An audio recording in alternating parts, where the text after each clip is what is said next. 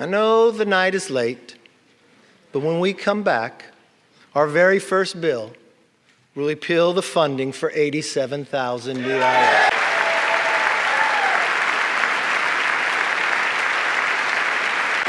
But we also pledge to bring Congress to the people, because answers have not and will not always be found in Washington. That's why one of our very first hearings will be held on the southern border.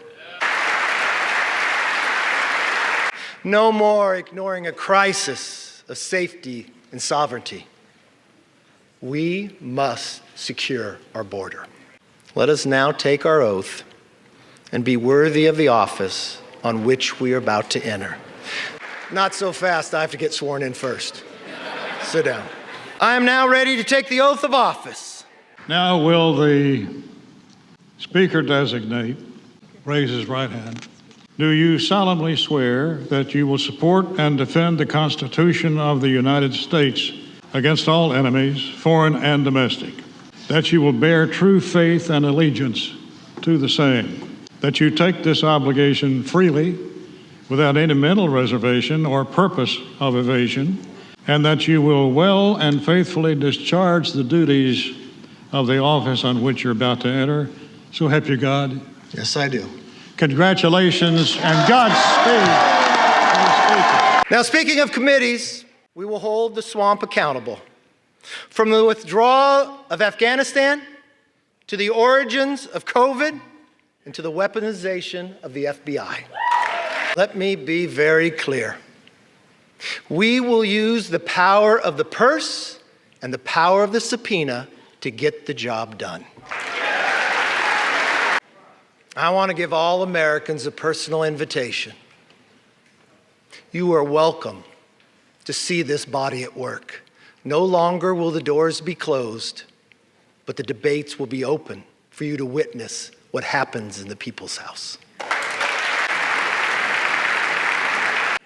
From the committee rooms to this floor, we commit to pursue the truth passionately and embrace debate.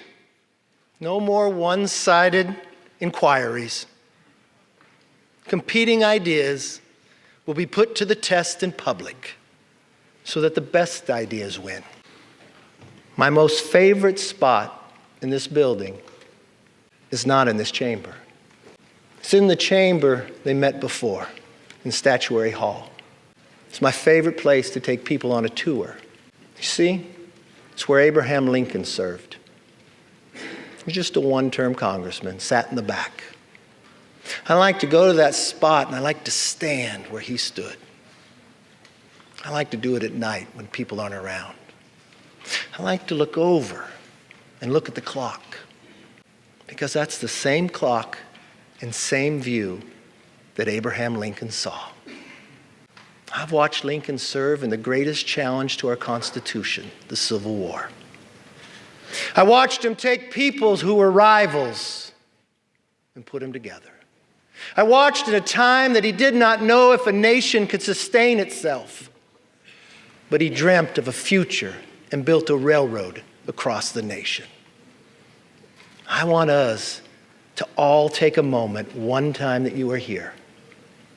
I want you to stand there. I want you to look. And I want you to think, if America could do it then, we can do it now one more time. 2 months ago, you voted for a new direction for our country. You embraced our commitment to America. And now we're going to keep our commitment to you. There is nothing more important than making it possible for American families to live and enjoy the lives they deserve.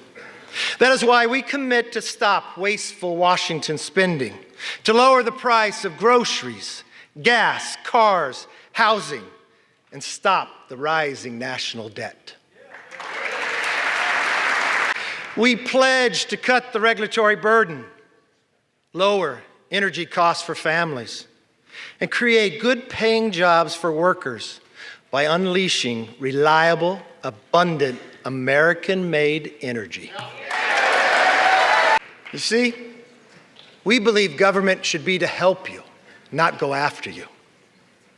We're going to pass bills to fix the nation's urgent challenges, from wide open southern borders to American last energy policies to woke indoctrination in our schools. We'll also address America's long-term challenges, the debt and the rise of the Chinese Communist Party. Congress must speak with one voice on both of these issues. This is why we will end wasteful Washington spending. From now on, if a federal bureaucrat wants to spend it, they will come before us to defend it. My door will be open. I'd like you to come by. I want you to see, as you walk down the hall, a large portrait of Lincoln. I want you to go into that conference room. I want you to see another portrait. My members know of this. It's of Washington crossing the Delaware. You all know the story. It happened on Christmas, 1776. There was no iPhone to take a picture. People wonder when it was painted. It wasn't painted by someone who was there. It was painted in 1850 and 1851. He was an immigrant who lived in America, Emanuel Lentz. You know why he painted it? Because he knew America was more than a country. America was an idea. He went home to Germany, and he wanted Germany to have a revolution based upon the values and freedoms that we defend every day. His talent was art. So he believed if he painted this painting, he could inspire his countrymen to rise up for the idea of freedom. Now, many historians will tell you he didn't get it correct. They'll tell you Washington crossed on a Durham boat, but he paints it with Washington in a rowboat. You see 13 people, but only 12 faces. You see Washington standing up in a rowboat in the middle of winter, wearing a ceremonial uniform with his hand on his chest. He looks so stoic. You would look at that man, you'd say, I'd follow him anywhere. You probably believe that he never lost a battle. But history would tell us at that moment, at that time, he had only lost. We had never won. You see, that was the night of our first victory as a nation when we surprised the Hessians.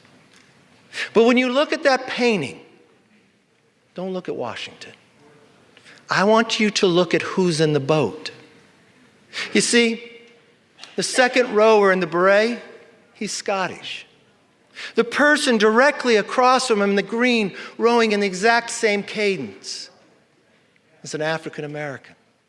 You come down right to the middle in the red, the person who's rowing the strongest is a woman. And in the very back is a Native American. I don't know from a historic fact if they were in the boat that night, but to this young immigrant who had lived in America, that's who he believed would be in the boat. The second to last person is a farmer. He could be from Bakersfield, I'm not sure. His hand goes across his face. People will debate this part. But what I see is a hand of the 13th person nobody sees. You see, what I believe Emmanuel is saying is, here we are, battling for the creation of the idea of freedom. That every individual is equal. Not a perfect nation, but striving to be a more perfect union. Having lost every battle against the greatest challenge with the strongest nation, having lost them all, but willing to do it on our holiest of nights, with a hand reached out and asking if you would join us.